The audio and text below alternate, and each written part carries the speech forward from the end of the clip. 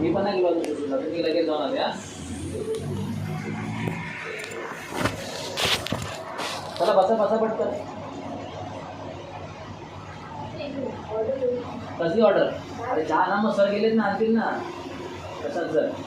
Training चालू आहे, तुम्ही बाहेर नका जाऊ, इकडे आलं पाहिजे सगळं. प्रशासनाला पण बोला. प्रशासन कुठे?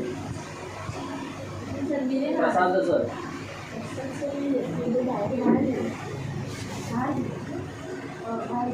बोलवा फोन करून. खूप अंधारात आपण ट्रेनिंग घेतो, पण ठीक आहे. आपण फर्स्ट टाईममध्ये बऱ्यापैकी क्राऊडमध्ये सगळे लीडर्स आहेत, म्हणून तुम्हाला थोडं क्वालिटी प्रोव्हाइड कमी आहे, पण शिकण्याची क्वालिटी मात्र तीच आहे. IBM घेताना, इन्फॉर्मेशन बिझनेस मीटिंग घेताना एक पर्टिक्युलर क्रायटेरिया कंपनीने तयार केला. त्या क्रायटेरियानुसारच काम करायचं आहे. म्हणजे जसं बऱ्याच वेळा असं तुम्हाला वाटत असेल पहिल्यांदा की अमोल सर IBM घेतात ती खूप छान आहे, किंवा सचिन सर IBM घेतात ती खूप छान आहे, किंवा कुणी जसं घेतं त्याला असं वाटतं की त्याचं IBM छान आहे. आपल्याला चांगलंच वाटणार, कारण आपण आपल्याने 5-5 वर्ष घातले त्यामध्ये. त्यावेळी त्यांची IBM चांगलीच असणार आहे, त्यांचा बिझनेस सांगण्याची पद्धती चांगलीच असणार आहे. पण युनिकनेस आल्यामुळे त्या प्रकारची त्या लेवलची IBM आता तुम्ही पण घेऊ शकणार प्रॉपर पद्धतीने, कारण पॅटर्न सेट आहे. त्यामध्ये काय पॉईंट बोलायचे ते नक्की सेट आहे. आज जी IBM घेतली ती यापूर्वी तुम्ही कधी ऐकली होती का? नाही ना. पण तो एक पॅटर्न होता, आणि त्या पॅटर्ननुसार मी ती IBM घेतली. तो हा पॅटर्न काय होता कोण सांगेल जरा? रीडिंग पाहिजे तुम्हाला या सगळ्या गोष्टींचं, म्हणून मी तुम्हाला शिकवतो. मी आज काय पॅटर्न घेतला, कोणत्या पॅटर्नमध्ये IBM घेतली. जर त्या पॅटर्ननुसार तुम्ही काम करणार, म्हणजे पॅटर्ननुसार लक्षात ठेवणार, तर तुमची पण IBM तेवढीच चांगली होणार, कारण तुम्ही टू द पॉईंट बोलताय. कळलं? म्हणजे एखादा शिक्षक आहे, कोणाची पद्धती वेगवेगळी जरूर असू शकते, पण सगळे पॉईंट कव्हर करणं फार महत्त्वाचं आहे IBMमध्ये. तर बऱ्याच वेळा असं होणार की आपण सगळे रैंडमली काम करतो. आज इनके यहाँ पे कुछ अलग तरीके से IBM होता रहेगा, मेरे यहाँ पे अलग तरीके से IBM हो रहा है, या किसी का पहले का नेटवर्किंग नॉलेज है तो उसके हिसाब से वो IBM लेता रहेगा. तो उसमें क्या होता है की अपना डिस्टर्ब होता है, भाई ह्याच्यासारखं काम करू की माझ्यासारखं काम करू की अजून दुसऱ्याकडे नाही त्यासारखं काम करू. बरोबर. तर आता IMC कंपनीने ते सगळं पॅटर्न बंद केलं, बाकी सगळ्यांचं वेगवेगळ्या पद्धतीने जे प्रेझेंटेशन होतं सगळं बंद. एकच प्रेझेंटेशन येणार, एकच IBM शो होणार ओव्हरऑल इंडिया, एकच पॅटर्नमध्ये येणार. तर पहिला जो पॅटर्न असते तुम्ही काय ऑब्झर्व केलं की पहिलं काय बोलायचं आहे? हां, पहिला पॉईंट असणार स्वप्नांचा. लोक जी स्वप्न बघतात त्याच्याबद्दलचं दर्शन त्यांना होणं फार गरजेचं आहे, आणि ते पर्सनली व्हायला पाहिजे. लोकांकडून विचारून करायचं तुम्हाला. IBM मधला पहिला पॉईंट आहे हां, स्वप्न जी आपण गोल्स लाईफमध्ये डिसाईड करतो ती दिसते ना. लाईट नसेल तर लावाच आहे आपल्याला मोबाईलचे. सो आज your new associate about their dreams आहे ना. आता आपल्याकडे बोर्ड आहे म्हणून, पण PPT प्रेझेंटेशन असेल तर आणखी छान. जवळपास त्यामध्ये 40-50 स्लाईड आहेत PPT प्रेझेंटेशनमध्ये. म्हणजे तुम्हाला फास्ट वर्कआउट करावं लागणार एवढंच आहे, कारण तुम्हाला एक IBM 45 मिनिट्स टू 1 hour याच्यामध्ये संपवायचं आहे. किती IBMचा टाईम किती? म्हणजे बोलायला सुरू केलं म्हणून अर्धा तास 1 तास वाहत गेलं नाही चालणार. नॉलेज माझ्या भरपूर आहे, मी 5 वर्षाचं भरपूर काय करू शकतो. बरोबर. म्हणजे मी बोलायला सुरुवात केली तर दिवस कमी पडेल, मग मी ते सगळं IBMमध्ये सांगणार का?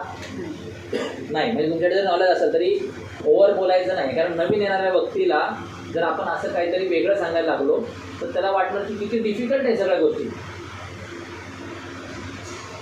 अरे बापरे, असं होतं का? असं करावं लागतं का? हे पण करावं लागतं का? ते पण करावं लागतं का? असं डिफिकल्ट होऊन जातं. डिफिकल्ट प्रेझेंटेशन नाही करायचं, सोपं प्रेझेंटेशन करायचं. कळत आहे? तर टू बी स्पेसिफिक, म्हणजे आपल्याला जास्त वाहत न जाता त्या पॉईंटवरच बोलायचं आहे. त्याच्यामध्ये तास आपल्याला 1 तासामध्येच हा कव्हर करायचा. तो 1 hourमध्ये पहिला पॉईंट असेल काय? Dreams. Talk about their dreams.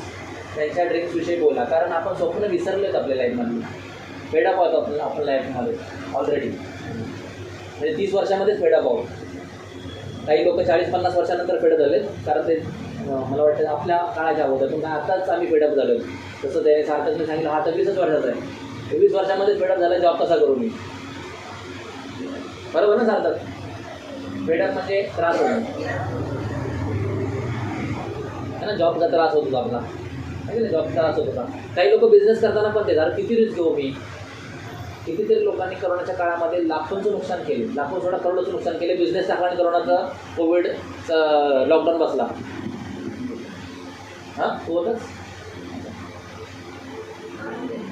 लॉकडाऊनमध्ये काय लोकांचे बिझनेस बंद झाले. बरोबर, बिझनेस बंद झाले, तिकडे पैसाच गेला, पूर्ण पैसा इन्व्हेस्ट सगळं गेलं है ना. सलून टाकलं कोणी, पण स्वतःचा छोटा मोठा बिझनेस कार्पोरेट लेवलला टाकला. सगळे लॅपटॉप ते तुमचं स्टेशनरी वगैरे सगळं गेलं, कारण ऑफिसच ऑनलाईन तर बिझनेस कुठून येणार, राईट. तर आत्ताच्या लाईफमध्ये फेडअप व्हायला सुरुवात झाली. तर सेकंड पॉईंट काय, त्यांची स्वप्न कम्प्लीट होत का नाही आहे. कारण कमवण्याचे दोनच मार्ग आहेत. कोणते? हां, तर कमवायचे मार्ग कोणते? तिसरा इन्व्हेस्टमेंट. लोकांची स्वप्न कंप्लीट करण्यासाठी स्वप्न जेवढे आहेत, ॲटलीस्ट 2 ऑप्शन आहेत त्याच्यामध्ये स्वप्न कंप्लीट करण्यासाठी. स्वप्न आहेत पण पैसे नाही आहेत, आणि स्वप्न कंप्लीट मनात करायची म्हटलं तर तेवढे पैसे कमवले पाहिजेत. हे 2 ऑप्शन्स आहेत. पहिला ऑप्शन, स्वप्न आहेत पण पैसे नाही आहेत, म्हणजे स्वप्न कंप्लीट होणार नाहीत.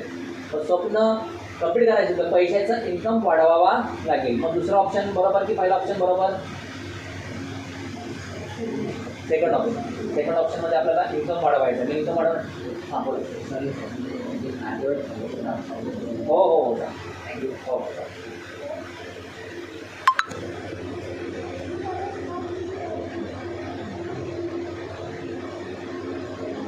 तर स्वप्न कंप्लीट करण्यासाठी 2 ऑप्शन आहेत. एक, आपला इन्कम जो आहे त्या आत्ताच्या इन्कमवर आपली संपूर्ण कंप्लीट होणार नाही, हा पहिला ऑप्शन. आणि दुसरा ऑप्शन आहे की स्वप्न जर कंप्लीट करायचं असेल तर आता जो इन्कम चालू आहे त्याच्याबरोबर जर आपण एक्स्ट्रा इन्कम घ्यायला स्टार्ट केलं तर मात्र आपली स्वप्न कंप्लीट होण्याचे चान्सेस वाढू शकतात. बरोबर, म्हणजे दुसरा ऑप्शन आहे त्याच्यामध्ये. मग तिसरा ऑप्शन हा आहे की पैसे वाढवण्यासाठी आपल्याकडे कोणता पर्याय आहे, तर तो आहे जॉब किंवा बिझनेस. आणि तिसरं ऑप्शन इन्व्हेस्टमेंट. जर आपण करोडपती आहोत ऑलरेडी तर पैसे आपण इन्व्हेस्टमेंटमधून कमवू शकतो. तर इन्व्हेस्टमेंट हा पार्ट आपल्याकडे नाहीच आहे, सवालच नाही. मग दुसरं ऑप्शन काय, जॉब आणि बिझनेस. मग जॉबचे बॅक पॉईंट काय आहे, जॉब करण्याचं मायनस पॉईंट काय काय आहे? खूप सारे मायनस पॉईंट आहेत. जॉब करण्यासाठी सगळ्यात पहिला तर तुम्हाला क्वालिफिकेशन घ्यावं लागतं. कुठल्याही इंडस्ट्रीमध्ये जर तुम्हाला जॉब पाहिजे असेल तर तुम्हाला क्वालिफिकेशन घ्यावं लागतं. समजा IT इंडस्ट्रीमध्ये झालं तर तुम्हाला IT सेक्टरमध्ये IT इंजिनियर करावं लागतं. किंवा जर तुम्ही मिल्क फॅक्टरीमध्ये जातात तर मिल्क सेक्टरमध्ये काम करायला लागलं, काचेच्या इंडस्ट्रीमध्ये काम करायचं तर काचेच्या इंडस्ट्रीमध्ये काम करावं लागेल. डायलिसिस सेंटरचं काम करायला डायलिसिस एज्युकेशन घ्यावं लागेल. कॉमर्स इंडस्ट्रीमध्ये काम करायचं तर कॉमर्स एज्युकेशन घ्यावं लागेल. पण हे एज्युकेशन घेण्यासाठी लाईफचे किती वर्ष जातात? किती वर्ष जातात? डॉक्टर बनण्यासाठी 15 ते 20. कसं काय 15 ते 20? 12पर्यंत शिक्षण पण त्याच्यामध्येच आहे ना. बरोबर, डॉक्टर बनण्यासाठी 12 शिक्षण नाही तर चालतं का? ते पण घ्यावं लागतं. त्यानंतर 5 वर्ष, त्यानंतर परत एक्सपिरियन्स 5 वर्ष. बरोबर, म्हणजे असं 20 वर्ष आपलं एज्युकेशन डॉक्टर त्याच्यामध्ये जातं. त्यानंतर एक्सपिरियन्स घ्या, मग दवाखाना टाका, मग हॉस्पिटल टाका, मग पैसे. बरोबर. तर असं एज्युकेशन घेण्यासाठी आपल्या बरेच सारे वर्ष निघून जातात लाईफमध्ये. त्याच्यानंतर सुद्धा येणारा इन्कम किती असतो? 20,000 40,000. आणि त्याच्यानंतर ग्रोथ होण्यासाठी किती वर्ष लागतात? ते 10-12 वर्ष. म्हणजे वयाची 40 वर्ष तुम्ही अशीच जॉबमध्ये शिफ्ट करण्यामध्ये, त्याच्यानंतर नेक्स्ट लेवल घेण्यामध्येच घालून जातात. आणि मग आपली जी स्वप्न आहे ते स्वतःसाठी राहून जातात. कारण त्यावेळेला महागाईचा रेटसुद्धा तेवढाच वाढलेला असतो. म्हणजे तुम्ही आज जो मोबाईल 10,000ला घेता तर त्यावेळी कितीला असेल? 15,000ला असेल. बरोबर. आज जी बाहेर गेल्यानंतर आपल्याला जो खर्च येतो, समजा मी माझ्या कॉलेजच्या टाईमला बाहेर राहिला होतो तर मला पर महिना 800 रुपये खर्च येत होता. जे कोणी आता बाहेर राहतं याच्यामध्ये कॉलेजसाठी बाहेर राहिले असं कोण आहे? नाही ना. हां, किती येतो? किती येतो का? हां, किती? नाही नाही, बरं ते तर आहेच. एका महिन्याला किती खर्च होता? 2-3 हजार. आणि खाणं पिणं पकडतोय मी त्यामध्ये. हां हां, म्हणजे 3 हजार सांगतात मॅडम, पण ॲक्च्युली 3 हजार पण नाही. आजकाल खूप जास्त खर्च आहे. म्हणजे 5 मिनिमम खर्च आहे.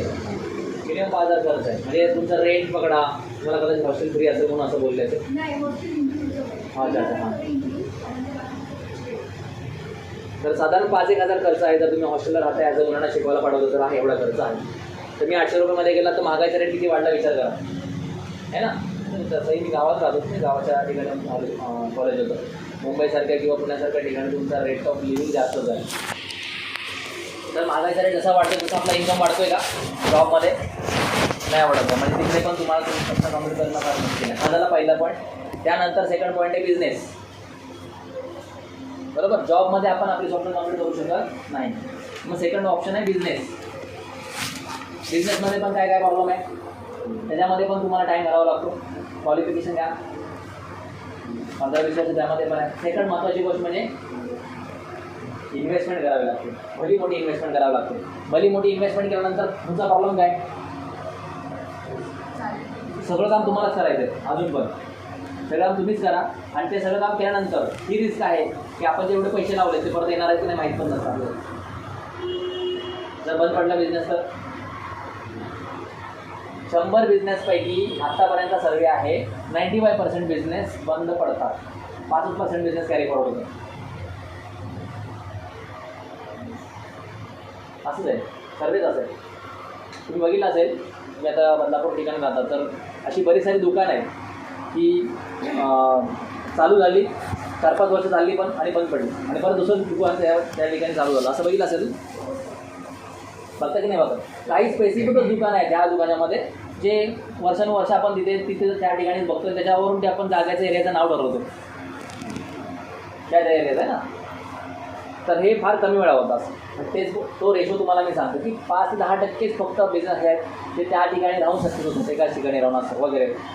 तर तसं पण सक्सेसफुल रेट याच्यामध्ये कमी आहे. आणि रिस्क फॅक्टर दिले की आपण लाखोचे रुपये टाकतो त्यामध्ये. तसं एखाद्या ठिकाणी क्लास सेटअप टाकला तर लाखो रुपये इन्व्हेस्टमेंट झाली. आता तिथं मुलं येतीलच की नाही याची गॅरंटी कोणाची, काहीच गॅरंटी नाही आहे. आणि नाही आली तर सेटअप बंद करायला जावा, राईट. म्हणजे बिझनेसमध्ये पण रिस्क फॅक्टर खूप जास्त आहे. तिसरा ऑप्शन इन्व्हेस्टमेंटचा ऑप्शनच नाही आपल्याकडे. तर मला सांगा आता तिसरा पर्याय काय तुमच्याकडे इन्कम घेण्याचा? असा कुठला बिझनेस आहे का त्याच्यामधून तुम्ही असं risk free, without education, without time घेता तर तुम्ही इन्कम घेऊ शकता? आहे असा कोई ऑप्शन? असा फक्त ऑप्शन एकच आहे, तो कोणता? Direct selling. एकच ऑप्शन काय? Direct selling. म्हणजे त्यांच्या माइंडमध्ये एकच गोष्ट येणार, कारण ह्या सगळ्या गोष्टींमध्ये खूप कमी माणसं सक्सेसफुल आहेत. म्हणजे जॉब करून सुद्धा ते अप टू द मार्क नाही राहत, तेवढ्यावरच राहतात आणि त्याच्यामध्ये खुश राहून घेतात ते. बिझनेसमध्ये पण त्याच्यामध्ये जसं तर माझं हॉस्पिटल आहे तर मला 1-2 लाख रुपये मिळतात, मी खुश आहे. पण माझा जो हे आहे, माझं टॅलेंट जो आहे तो 1-2 लाख रुपये कमवण्याचा आहे का, असं मला सांगायचं. कळलं तुम्हाला? एवढी मेहनत त्यासाठी घेतली मी, 5.5 वर्ष मी कॉलेज केलं, काय हां हां. तुम्ही तयार तर करा, तयार तर करा तुम्ही त्या असं मध्ये. आपण ब्रेक काय नाही, कंटिन्यू करा.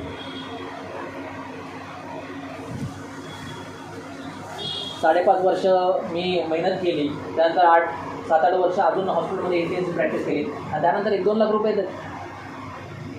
माझ्या आईवडिलांनी हाच विचार करून टाकला असेल ना त्यांना, जाऊ दे पोरगा डॉक्टर बनतोय, 1-2 लाख रुपये. त्यांनी हाच विचार केला, ॲक्च्युली हाच विचार केला की 1-2 लाख रुपयाचा तो सेटल होईल.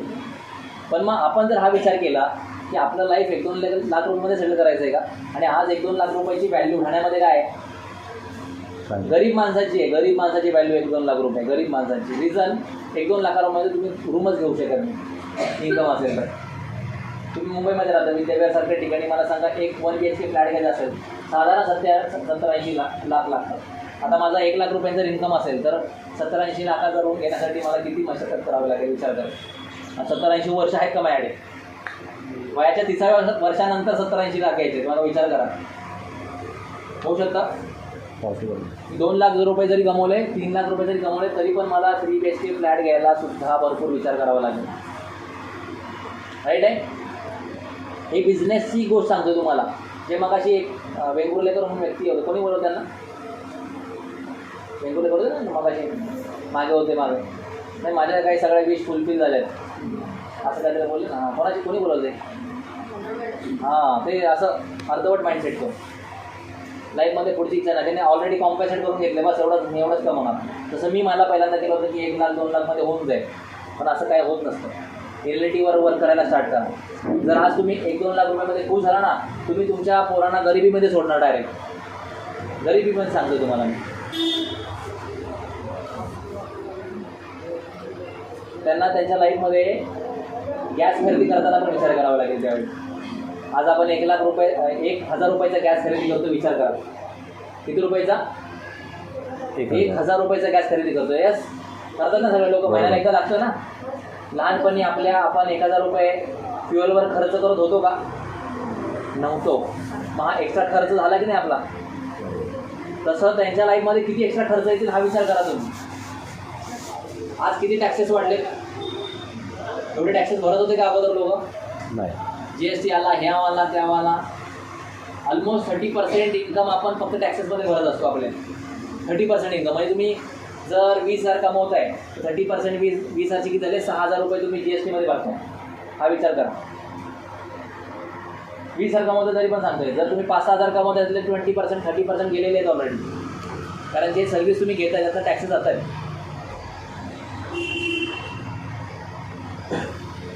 समजलं का ना मी काय म्हणतोय? तर असं फ्युचरमध्ये अजून टॅक्सेस वाढणार आहेत. जर आपण 1 लाख रुपये 2 लाख रुपयेमध्येच आपली इच्छा संपवायची म्हटलं तर आपण आपल्या पोरांना गरिबीमध्ये सोडणार आहोत, हे लक्षात ठेवा. आपण तर गरीब आहोत ना, आपण त्यांना आपल्यापेक्षा गरीब करणार आहोत. हे थोडं एक्स्ट्रा सांगितलं मी, हे आपल्याला मीटिंगमध्ये नाही बोलायचं.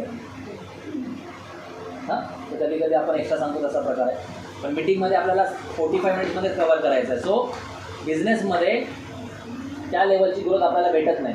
अंडरस्टँड? खरंच आपण त्या नेटवर्किंगमध्ये येतो परत सुद्धा. म्हणजे जे लोक 1च्या ऐवजी 2, 2च्या ऐवजी 3, 3च्या ऐवजी 4 फ्रँचायझी टाकतात ना, त्यांचे बिझनेस मात्र वाढताना दिसतील तुम्हाला. तसं येवले चहा, आता कुठून आणला असेल चहा बघा, अमृततुल्य. जे लोक फ्रँचायझीमध्ये ते लोक पैसे कमवतात.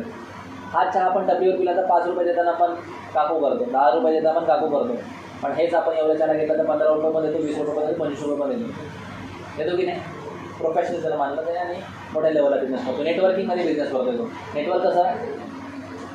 कारण एकच ब्रँच नाही आहे, 100 ठिकाणी ब्रँच आहे त्यांची, राईट? जे लोक नेटवर्किंगमध्ये ते लोक सक्सेसफुल येतात. बैजू, झोमॅटो, स्विगी, डीमार्ट, ॲमेझॉन, हे सगळे लोक नेटवर्किंगमधले आहेत.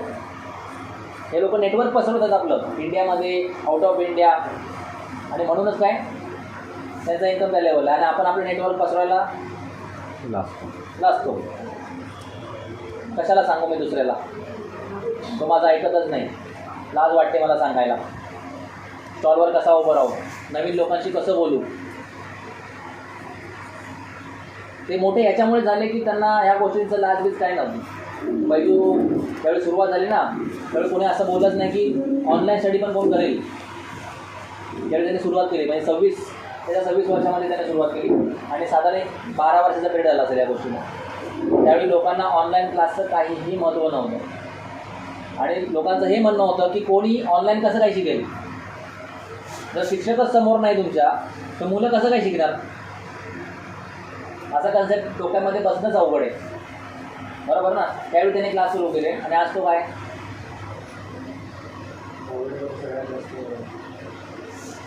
असं वर्ल्डमध्ये टॉपमध्ये, वर्ल्डमध्ये 36-38 इयर ओल्ड असेल, 38 वर्षाचा माणूस आहे असं म्हणा, माझ्या वयाचा. फक्त कन्सेप्टला कन्वर्ट केलं नेटवर्किंगमध्ये, लोकांमध्ये जाळं पसरवलं, मार्केटिंग केली, स्ट्रॉंग मार्केटिंग केली, अननोन लोकांना भेटले, अननोन लोकांना पॅकेजिंग करायला स्टार्ट केलं. अशा पद्धतीने बिझनेसची ग्रोथ केली आणि मार्केटिंग स्ट्रॅटेजी आहे. सो बिझनेसमध्ये एवढे सगळे प्रॉब्लेम्स आहेत. हा असा कोणता बिझनेस आहे का त्याच्यामध्ये आपल्याला लाखो रुपये करोडो रुपये मिळू शकतात, पण त्याच्यामध्ये इन्व्हेस्टमेंट नाही आणि भरपूर सारा टाईम पण घालावा लागत नाही एज्युकेशनसाठी. तर तो बिझनेस म्हणजे फक्त एकच ऑप्शन, तो आहे डायरेक्ट सेलिंग. आणि म्हणूनच रॉबर्ट किओसाकी हे काही सत्य कोट्स आहेत, हे लक्षात ठेवायचं.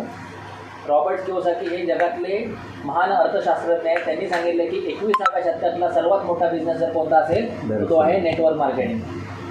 जर एक अर्थशास्त्रज्ञ सांगतोय की हे नेटवर्क मार्केटिंग एवढं स्ट्रॉंग आहे, तर आपण त्याच्यासमोर तर काय की झाडकी बत्ती.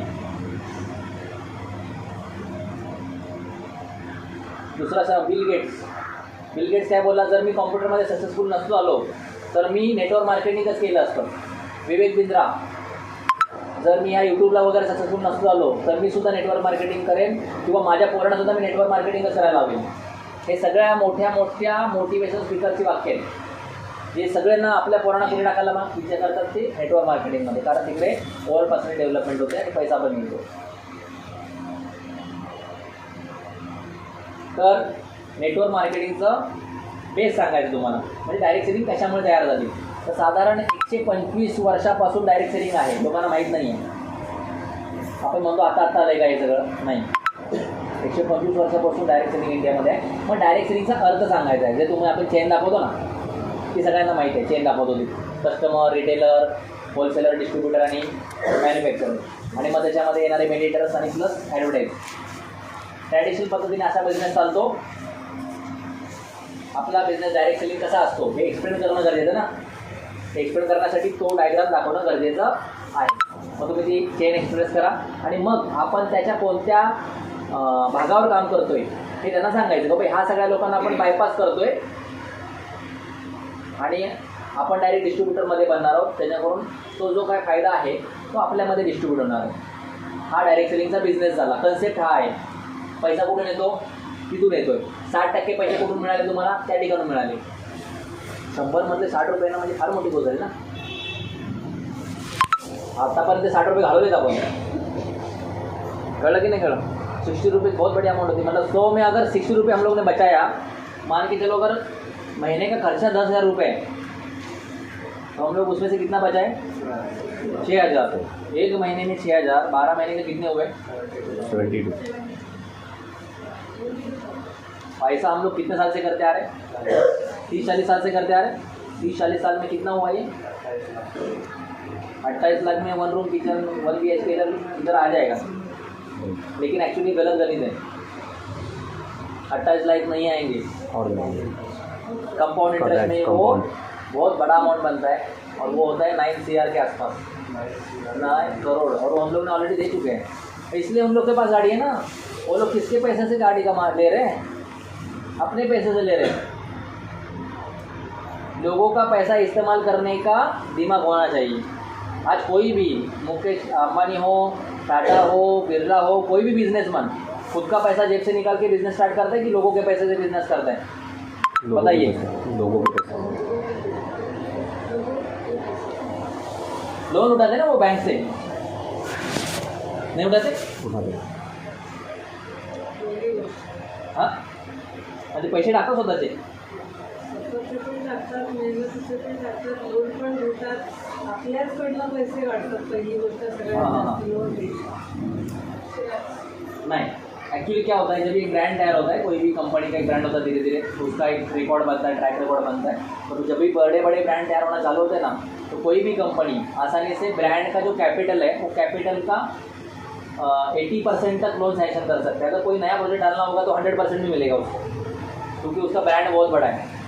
इसी तरीके से तो वो भाग गए ना 4-5 लोग इंडिया से, जो विजय मल्ल्या है ना, नीरव मोदी, विजय माल्या.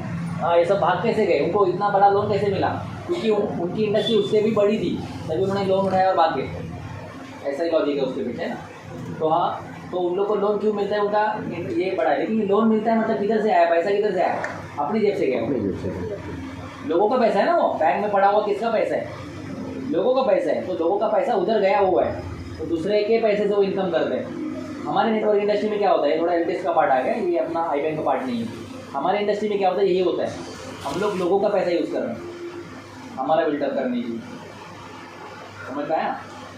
लेकिन लोग इसमें से खुद का भी डेवलपमेंट कर सकते हैं. ये इसमें एडिटिव पॉइंट है, अगर वो चाहते हैं तो. समझे कि नहीं.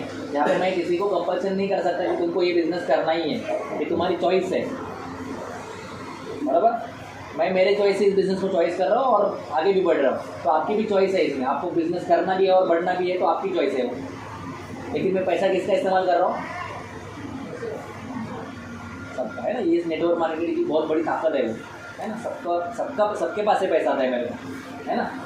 तो ये ताकत है. तो ये आपको एडिशनल पॉइंट बताया, लेकिन आपको IBM में नहीं बोलना है. तो ये है डायरेक्ट सेलिंग की ताकत। आपको वो स्ट्रक्चर बताने के बाद स्ट्रक्चर बताओगे कि बाबा ये कस्टमर है और ये मैन्युफैक्चर है, उसमें से कितने लोग पैसा खा रहे हैं ये बताओ। और फिर एक दो एग्जांपल आप बताओ, डीमार्ट का बता सकते हो, अमेजोन का बता सकते हो, जिससे आपको पता चलेगा कि वो लोग भी इसी तरीके से बिजनेस करते हैं, इसके लिए वो करोड़पति है। जैसे हम करने वाले हैं वैसे वो भी कर रहे हैं, इसके लिए वो करोड़पति है। करोड़पति उनको बनाना है कि अपने को बनाना है? अपने को बनाना है। तो अपने को बनाना है तो अपना बिजनेस स्टार्ट करो। डीमार्ट और अमेजोन की तरफ लोगों को मत भेजो, खुद की तरफ भेजो। आईएमसी, अभी इसमें आईएमसी क्यों करने का? अभी ये नेक्स्ट ऑप्शन ओपन हो गया, डायरेक्ट सेलिंग में आईएमसी क्यों? तो मैंने आपको 4 पॉइंट गिनवाए। आईएमसी ही क्यों? सबसे पहले तो मैंने उसका प्रोफाइल समझाया। हाँ, ये पैटर्न समझ में आना चाहिए आपको, क्या क्या मैं बता रहा हूँ। आईएमसी में बताया पहले कि आईएमसी कंपनी का प्रोफाइल क्या है, उसको शुरू किसने किया, उनका विजन क्या था, कंपनी में आगे कैसे बढ़ने का, और उस टाइम पे स्टार्ट किया तभी उसका बिजनेस कितना था, अभी कितना बिजनेस है, अभी कंपनी के पास प्रोडक्ट कितने हैं, उसका क्वालिटी क्या है, उसको कौन से एक्रेडिटेशन मिले, उसमें ट्रस्ट फैक्टर कैसे क्रिएट किया जाए, ये सब आपको एक 2-3 स्लाइड में कवर करने को मिलेगा। पोस्टल कार्ड, अलग अलग तरीके से रिवॉर्ड्स है, 32 स्टेट्स ऑफिस है। स्टेट ऑफिस का मतलब होता है 10 करोड़ का इन्वेस्टमेंट, वो 32 स्टेट्स में है ऑलरेडी। इसका मतलब क्या हुआ कि कितना बिग इंडस्ट्री है ना। तो ये उधर समझाना है आपको कि इतना बड़ा लेवल का कंपनी है, जिससे अपना ट्रस्ट क्रिएट होता आहे। म्हणजे आपल्या बिझनेसमेनमध्ये लोकांना आपल्या कंपनीवर ट्रस्ट क्रिएट करण्यासाठी ज्या गोष्टी बोलायला पाहिजे ते ह्याच्यामध्ये बोलायचे तुम्हाला, अंडरस्टँड। मग GMP सर्टिफाइड है, हलाल सर्टिफाइड प्रोडक्ट है, GMP सर्टिफाइड होता है, ये सब जो चीज़ें हैं, HACCP जो सर्टिफिकेट है, तो ये 7-8 सर्टिफिकेट उधर अपने लिफलेट में दिए हुए हैं बिजनेस प्लान की बुक में, तो वो आपको बताने हैं। हाँ बस बड़ा बस झाला क्लास, आता माझा क्लास चालू झाला। ओके, तो ये ऑथेंटिसिटी क्रिएट करा। और उसके बाद मैंने क्या दिखाया? प्रोडक्ट। एक्चुअली उसके बाद हम लोग डेमो दिखाने वाले, लेकिन डेमो सबको पता था, तो हिमाल मरे का एक नया डेमो हम लोग ने दिखाया। तो डेमो दिखाना है आपको, और डेमो दिखाने के बाद सामने वाले का क्या होता है? ट्रस्ट क्रिएट होता है कि ये प्रोडक्ट बहुत अच्छा, राइट। तो IBM का पैटर्न सेट हो रहा है, समझ में आ रहा है? अभी आपने डेमो दिखाया, उसके बाद क्या करोगे? बिजनेस प्लान शेयर करवा सकते हैं। जैसे मैंने अभी मैडम से शेयर करवाया, अभी उसको शेयर करवाते समय भी आपको शेयर कैसे करवाना है। जैसे मेरे को सोरियासिस था और उसके बाद मैंने दवाई लिया और मैं ठीक हो गई, ऐसा शेयरिंग रहेगा तो आपके डेड स्टोरी पे कोई भरोसा नहीं रखना। ये डेड स्टोरी है, एक्चुअली बताओ ना उसमें क्या बुरे हालात से हम लोग बाहर निकले। उन्होंने एक्चुअली में ये सब दर्द फील किया लेकिन बता नहीं पाए, तो मैंने बाद में फिर उसको करेक्ट किया। बराबर समझना चाहिए। आप मेरे को घुटने में दर्द था, मैंने डॉक्टर से दवाई लिया, मैं ठीक हो गया, इसमें क्या स्टोरी हुआ? ऐसा तो हर कोई कर लेता है ना। थोड़ा सा इमोशनली वो स्टोरी को आपको बताना पड़ेगा, सीखना पड़ेगा उसको तरीका कैसे ना। तसं आय लव्ह यू बोलणं सोपं आहे, हां फील करून बोलणं फार अवघड आहे ना। म्हणजे तसं तुम्ही एखाद्या कवितेच्या साहाय्याने बोलताय, त्याच्यामध्ये ॲडजेक्टिव्ज ॲडवर्ब सगळे ॲड करायचे त्याच्यामध्ये, है ना। तो जितना माल मसाला आपको, और वो भी इतना बड़ा नहीं बनाने का है, बड़ा नहीं बनाना है अपने को, ज़्यादा बहुत लंबा नहीं खींचना है उसको। जस्ट 1 मिनट में वो कितना क्रिएटिव बना सकते हो वो बनाओ। जैसे टीवी में एडवर्टाइज होता है ना। अभी वो हॉर्लिक्स का एडवर्टाइज दिखाते हैं बच्चा लंबा होने के लिए, लेकिन दिखाते क्या है, बस में चढ़ नहीं सकता है।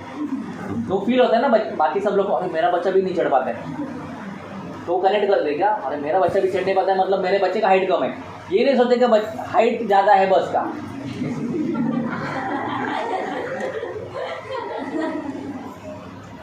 मतलब एडवर्टाइज वाले भी कैसे दिमाग से खेलते हैं ना, ऐसा ही ये भी चीज़ ऐसा ही है। तो आपको वो क्या करना पड़ेगा, कलरफुल करना पड़ेगा स्टोरी में, थोड़ा कलरफुल स्टोरी। और वो जो ओरिजिनल है वही बताने का, ऐसा नहीं है। लेकिन लोग बता नहीं पाते, सच में इनको खाने में तकलीफ थी कि नहीं थी, लेकिन आप बता नहीं पाए। आता माझ्या जेवायला हात जर बुडत नसेल तर किती अवघड कंडिशन आहे सांगा, है ना। तो हे सांगणं फील करणं गरजेचं आहे। तर ज्यावेळी तुम्ही स्टोरी सांगता त्यावेळी पण ह्या गोष्टी इम्पॉर्टंट आहेत। तो इसके बाद बिजनेस प्लान, बिजनेस प्लान में 1 से 2 मतलब ज़्यादा से ज़्यादा 5 मिनट टू 10 मिनट, उससे ज़्यादा दिमाग नहीं लगाने का है। 10% इतने बीवीसी होता है और 15% इतने बीवीसी होता है, 25% इतने बीवीसी होता है, फिर इसमें इसके बाद इसमें लीडरशिप बोनस भी आता है, ट्रैवलिंग फंड भी आता है, ये भी मिलता है वो भी मिलता है, ये सब बताने का जरूरत नहीं है। समझ में आया? ये सब बताने का जरूरत नहीं है। डायरेक्ट बताने का 10%, 15%, 20%। सुपरस्टार बनेंगे तो 5 to 10,000 इनकम आएगा। समझ में आया? सुपरस्टार बनने के बाद जैसे मैं सुपरस्टार बना तो दूसरे को बनाओ, बस सिंपल सा बिजनेस है। क्या बोलने का है? जैसे मैं बना वैसे दूसरे को, अगर एक सुपरस्टार बन गया मेरी टीम में तो सिल्वर स्टार, 2 बन गए तो silver star, gold star, Ruby star. यहाँ हाथ में याद रख गया, 10, 15, 20, 25 superstar, silver, gold, Ruby, diamond, care. 1 minute में बिजनेस प्लान खत्म हो गया। मग तुम्हाला तिकडे ट्रॅव्हलिंग फंड पण येणार 1%, 3%, 5%, लीडरशिप बोनस आएगा 5%, इतने डेट तक 3% आएगा आपको, इसके बाद 2% आएगा। अरे पहले दिन में सब ये सब बता दोगे तो वो भाग जाएगा। ये बात हम अभी भी हम लोग को अगर किसी कोणाला बिझनेस प्लॅन येतो सांगा मला, मी ॲम्बेसेडर सानंद, मला तो बिझनेस प्लॅन येत नाही, कोणी सांगू शकत नाही, चॅलेंजेस करू शकत नहीं। लीडरशिप बोनस कैसे आता अभी तक किसी को पता नहीं, बड़े बड़े लीडर्स को पता नहीं है अभी तक। और क्यों कैलकुलेट करने का उसको, कंपनी ऑलरेडी भेज रही ना अपने अकाउंट में, वो कैलकुलेटर से कैलकुलेट होके आ रहे हैं। समझ में आया ना? तो सब चीज़ें समझनी पढ़नी चाहिए, ऐसा कुछ जरूर नहीं है ना, कुछ चीज़ें अपने आप आ रही है, उसको तो उसमें ज़्यादा दिमाग लगाने का जरूरत नहीं है। तो आपको भी यहाँ पे दिमाग नहीं लगाना है कि मेरे को जो आता है वो सब आना चाहिए उसको। मेरे को पता है एम्बेसेडर कैसे होने का, मेरे को पता है चेअरमन, नाही तू चेअरमनच बनायचं आत्तापासून लक्षात ठेव। हा सुपर हा ह्याच्या खाली एवढं काम व्हायला पाहिजे, एवढे बी व्हायला पाहिजे, असं तसं पहिल्या दिवशी सगळं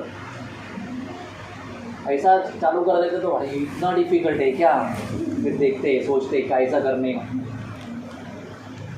समझे? तो IBM को डिफिकल्ट मत बनाओ, इजी बनाओ। लोगों को इजी लगना चाहिए बिजनेस, और इजी है कि नहीं है? अगर इजी नहीं होता तो आप इधर तक नहीं पहुँचते थे। आपको मैं बताता हूँ, जितने भी नेटवर्क मार्केटिंग कंपनी है ना, वहाँ पे विदाउट इन्वेस्टमेंट बिजनेस नहीं होता है। लाख 2 लाख 3 लाख रुपए का इन्वेस्टमेंट होता है नेटवर्क मार्केटिंग में। कैंगन वाटर का मशीन है अभी मार्केट में, जो बिजनेस कंपनी चालू है उसका 3 लाख रुपए का मशीन है, और वो भी नेटवर्क मार्केटिंग करता है। आप मुझे बताओ कैसे करोगे उसमें काम? 3 लाख का मशीन लेने का, उसके बाद नेटवर्क मार्केटिंग करना है, उसके लिए कितना सीखना पड़ेगा सोचो। 2 साल सीखने के बाद भी आप उसको बेच नहीं पाओगे। यहाँ पे आप पहले से स्टार्ट से ही पैसा कमा रहे हो,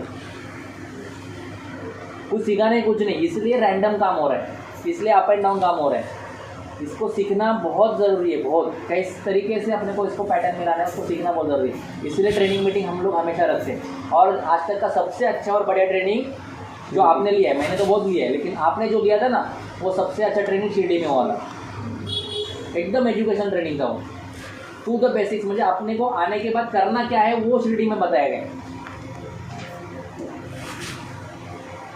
समझे कि नहीं समझे? ये संदीप सर का ट्रेनिंग होता था, आपने किसी ने सुना नहीं रहेगा, मैं सुनता था, मैं उसको अटेंड करता था, मैंने बहुत सारे ट्रेनिंग अटेंड किया वैसे। तो मेरा भी वैसा ट्रेनिंग नहीं हुआ, क्योंकि अपना इतना LTS हुआ ही नहीं है ना। मेरे ख्याल से आज बहुत दिनों के बाद LTS लगा है मेरा। हाँ, तो ऐसा ही है ना। तो आप इतने लोग इकट्ठा नहीं होते हो तो कैसे होगा, है ना? इकट्ठा होना चाहिए ना। तो आप जितना लोग ज़्यादा इकट्ठा हो रहा है, अपना थाना में एक मीटिंग रखने के, अपने को IBM और LTS रखेंगे, तभी उस टाइम पे ऐसा ही कुछ तो करेंगे ना। सब लोग को मैनेज करना है। आप सभी लोग आप लेवल पे आ गए हो, मतलब आप रूबी स्टार हो, आप चेयरमैन हो, तो आपको करना है, आपको आपकी लेवल पे मीटिंग अरेंज करवाना है और लोगों को इन्वॉल्व करना है। आप भले वो अपनी टीम से रहे, दूसरे की टीम से रहे, सब लोग को टीम को बुलाने का इधर। समझे कि नहीं समझे? हाँ, जैसे अभी एक अपने टीम से नहीं फिर भी अपने टीम में है, वैसा ही मतलब सबको एक इकट्ठा नॉलेज जाएगा। वो भी रुके भी है, जैसे मनोज जी आए थे, गुप्ता जी आए थे, मनोज गुप्ता जी, उनकी टीम से भी 2-3 लोग आए, तो आने दो सबको। सबको सीखने का, सबको आगे बढ़ने का। ये इसका रीज़न है क्या है ना, बाकी की कंपनी में प्रॉब्लम क्या है पता है? बाकी कंपनी में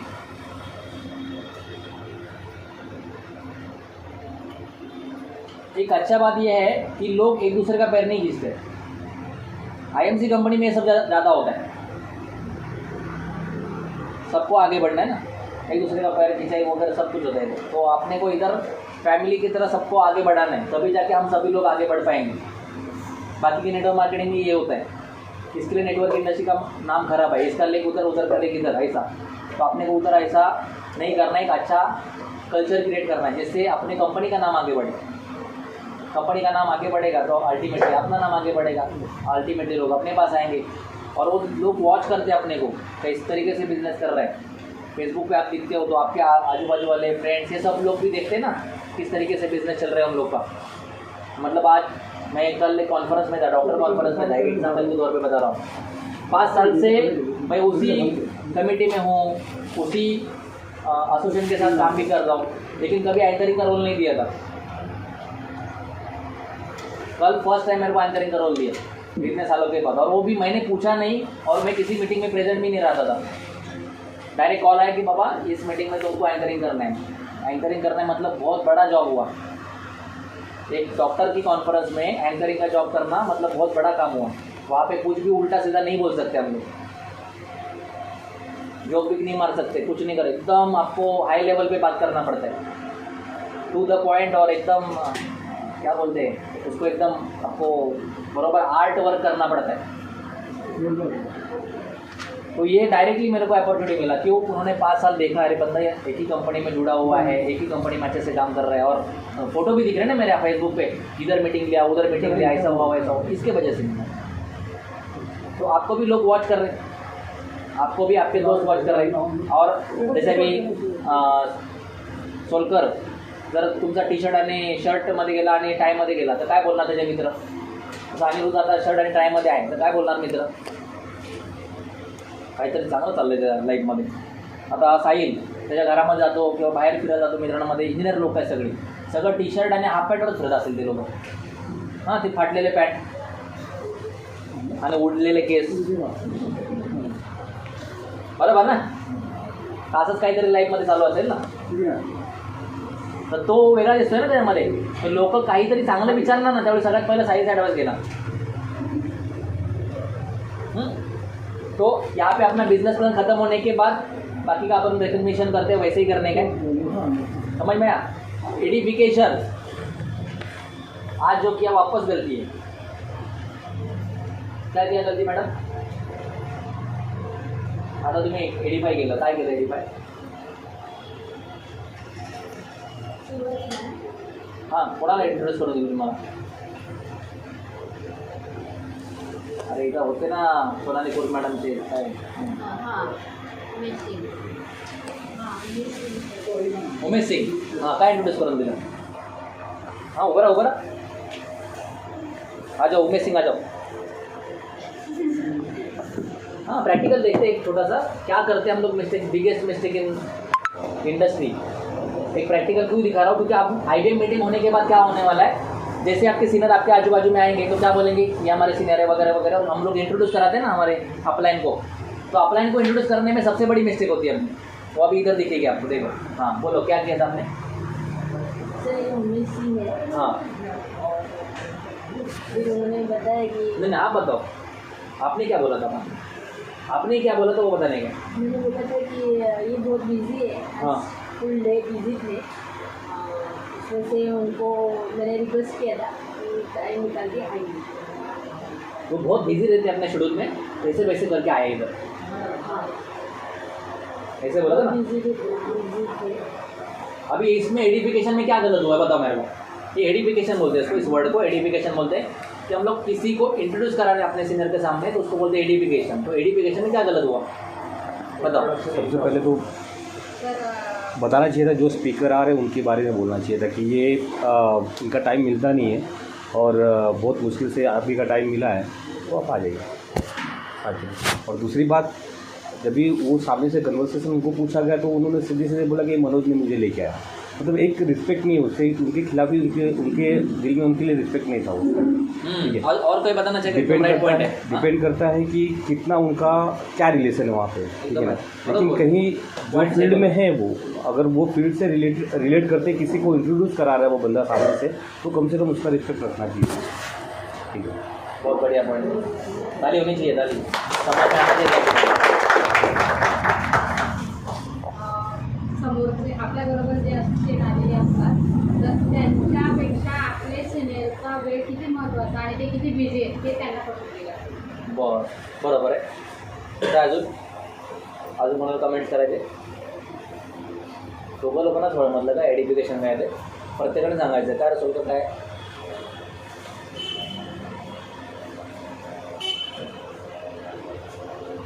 बोल. सरांना सांगायचं होतं की इंट्रोड्यूस कोणाला करतो, म्हणजे डॉक्टर अमोल कदम सर कोण आहे हे सांगायचं होतं उमेश सरांना, पण अमोल सरांना सांगितलं की उमेश सर बोलतो. बरोबर पॉईंट आहे. प्रसाद सरांसाठी तर टाळा व्हायला पाहिजे. आपल्याला पंचमा ज्योतिर्गम आहे, अंधारापासून प्रकाशाकडे नेले.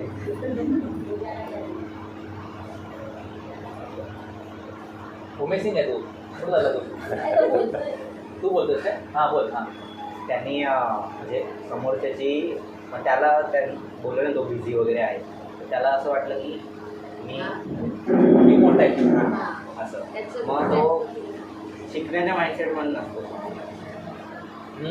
ये भी पॉइंट सही है, बराबर है. एक छोटा सा इवेंट मतलब 1-2 मिनट का विजिट में हम लोग कितना बड़ा मिस्टेक कर गए देखो, है ना. और उसका इम्पैक्ट क्या पड़ेगा बिजनेस में वो भी आपको मालूम पड़ेगा. वो बंदा काम करेगा क्या अभी? नहीं करेगा. पहले से मैंने उसको कवर अप किया बाद में, लेकिन क्या होना चाहिए था मैं बोल रहा हूँ. आता एवढं सगळं रिव्ह्यू झालं. काय सोनाली मॅडम काय वाटलं तुम्हाला याचं? सरांनी सांगितलं तसं सीनियर को लेके आते हैं, सीनियर को उधर बैठा के रखते हैं लोग, और उससे से बात चालू अपने एसोसिएट से, ऐसा वैसा ये सीनियर बाजू में ही उधर ही है. तो अपना दोनों का बात चालू है उधर, ऐसा दोनों का बात चालू है, सीनियर बाजू में. तो फिर उसको काय को लेकर गए, है कि नहीं. बिगेस्ट मिस्टेक हम लोग IVF में करते हैं वो ये है ना. अगर आप एडिफिकेशन भी करते हैं सीनियर का, तो सीनियर का एडिफिकेशन भी कैसा होना चाहिए ये भी आपको लिख के रखो. अगर नहीं याद आ रहा है, बोलने को समझ में नहीं आ रहा है, तो लिख के रखो. 4-5 सेंटेंस तो बनाओ अपने सीनियर के बारे में. नहीं बना सकते? पिछली बार मैंने लिखवाया था, 28 में एक वर्कशॉप हुआ था, हम लोग ने किया था 3-4 घंटे का, उसमें एडिफिकेशन बताया था मैंने. तो भी आपने नहीं लिखा है ना अभी तक. लिखा है, फिर इम्प्लीमेंटेशन क्यों नहीं हुआ? ये गलत इम्प्लीमेंटेशन क्यों हुआ, यही तो बोल रहा हूँ मैं. हाँ, गलत होना कोई बुरी बात नहीं है, लेकिन उसको सुधारना इम्पोर्टेंट है. हाँ, तो अभी एक मिस्टेक पता चला ना, तो अभी रिपीट नहीं करना है, उसको सुधारो. समझो उस चीज़ को, रिपीट नहीं करना है. तो क्या करना चाहिए था एक्चुअली, वो अभी बताओ. होना कैसे चाहिए था अभी बताओ. अभी क्या नहीं होना चाहिए था आपको सबको पता चल गया. अभी क्या नहीं होना कैसे होना चाहिए था ये बताएंगे अभी. हाँ बोल. उमेश सिंह जी, ये हमारे सर हैं, ये थाना में प्रैक्टिस करते हैं डॉक्टर का, और 16 साल से ये प्रैक्टिस कर रहे हैं. उसके साथ साथ आयुर्वेद को भी प्रमोट कर रहे हैं, और वो उनका नर्सिंग यूनिट भी है, और ये सब हॉस्पिटल्स क्लिनिक और नर्सिंग यूनिट ये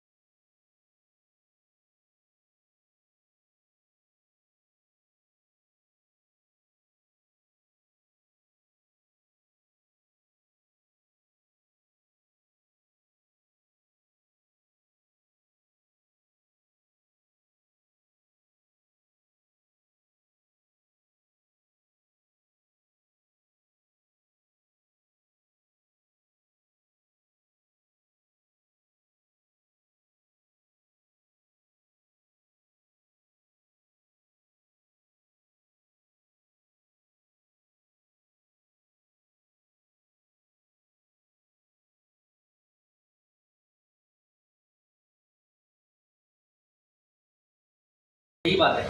तो आप उसको प्रॉपरली एडिफाई करो, तभी आपको समझ में आएगा कि अरे यार कौन से तो ऐसे बंदे से मिला है, इसका लाइफ तो चेंज हो गया, मेरा भी चेंज करना है, तो इसके साथ बात करना पड़ेगा। अभी आपको बहुत सारे ए क्लास के लोग मिलेंगे। ए क्लास के लोग में ये बहुत इंपॉर्टेंट हो जाता है। ए क्लास के लोग मतलब क्या होता है, जो अपने लेवल से ऊपर वाले हैं।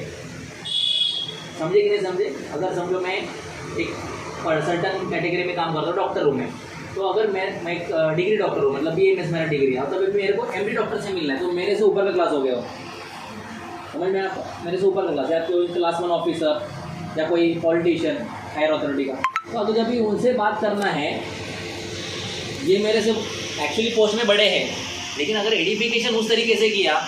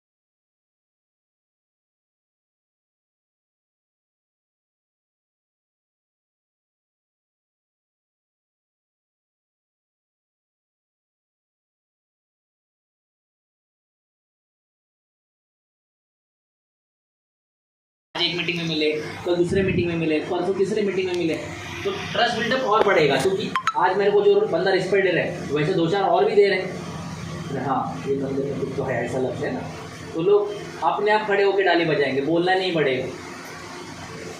समझे कि नहीं समझे? है ना? चलो, तो IBM के बाद जो भी ऑनलाइन को आप मिला रहे हो, तो एडिफिकेशन में गलती मत करो। तो इस तरीके से IBM हमको कंडक्ट करना है। तो 7 बज चुका है, तो सेशन कंटिन्यू कर लें कि घर पे जाने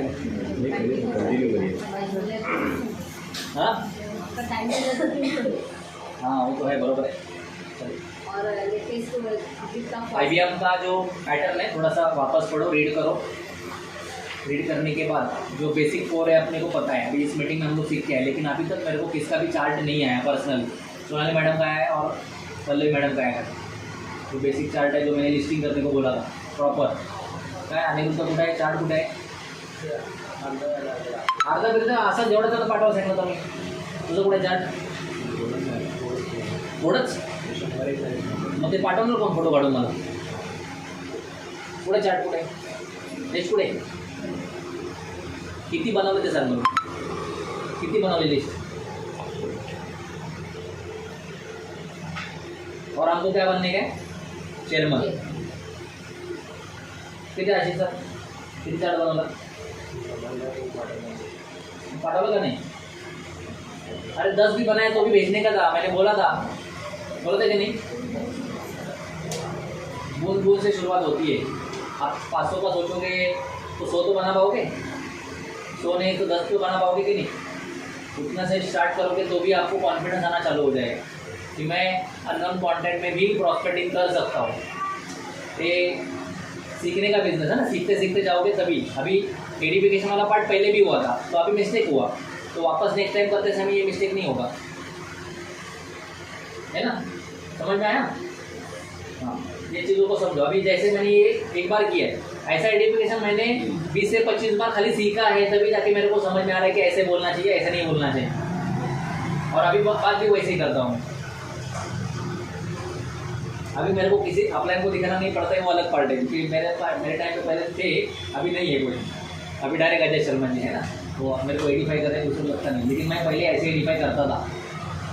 जब भी मेरे अपलाइन में जब का मैं बता रहा हूँ, मैं बहुत हायर लेवल पे रखता था मैं। अभी मैं जो डॉक्टर हूँ, मेरे पास 2 हॉस्पिटल है, वो तो मेरे से actually by profession low category में आते हैं, बाय प्रोफेशन, लेकिन फिर भी मैं मेरे से हाई में दिखाता था उनको। समझ में आया कि नहीं समझ में आया? तो ये चीज़ों को समझो। जितने आपसे बड़ा करोगे सामने वाले आदमी को ना, वो अपने आप आपका सीनियर उसको भी बड़ा, आपको भी बड़ा करेगा। वो क्या बोलेगा, मतलब मैं बोलते समय ये बोलूँगा कि आप इनसे सब गाइडलाइंस लो। जैसे मैंने क्या बोला, मनोरमा मैडम से सब गाइडलाइंस लो और उनसे सब सीखो। तो इसका मतलब ये क्या हुआ, उनसे उनको सीखना पड़ेगा। माइंडसेट चला गया।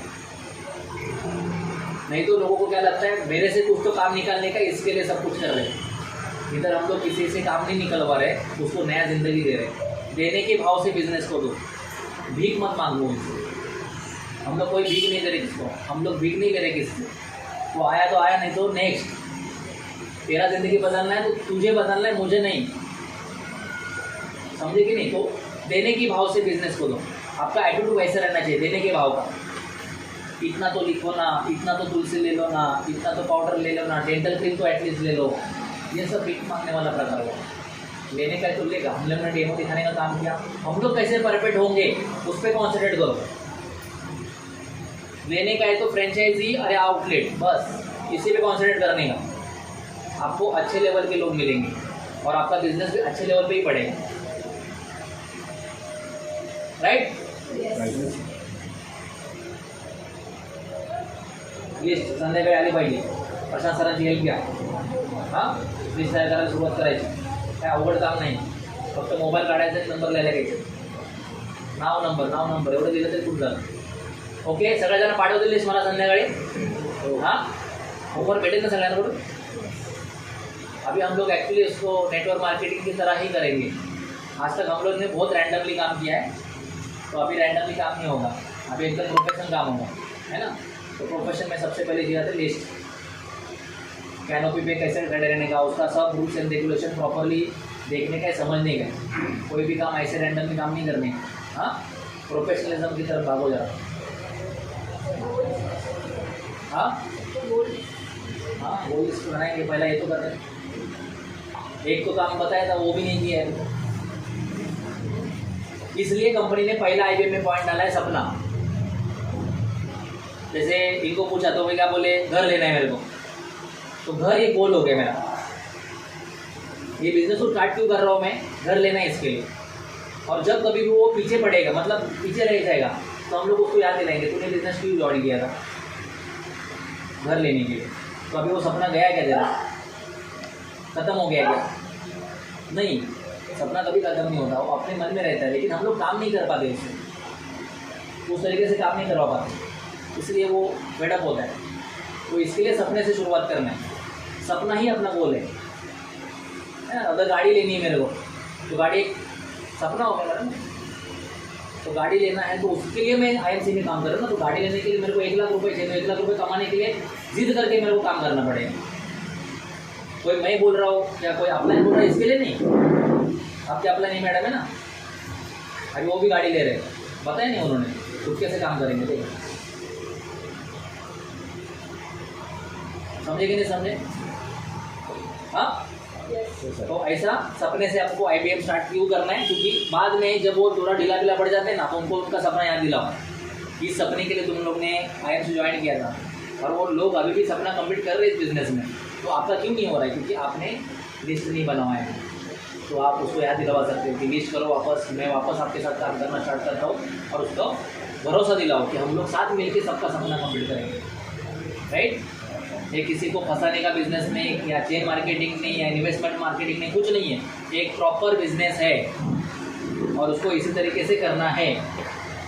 अलग अलग तरीके से करोगे तो अलग अलग डायरेक्शन में चले जाओगे, वापस इधर ही आना पड़ेगा, है ना? ओके, चलो, thank you, good MC, best of luck. आज का सेशन हम लोग यहीं पे ख़त्म कर दें।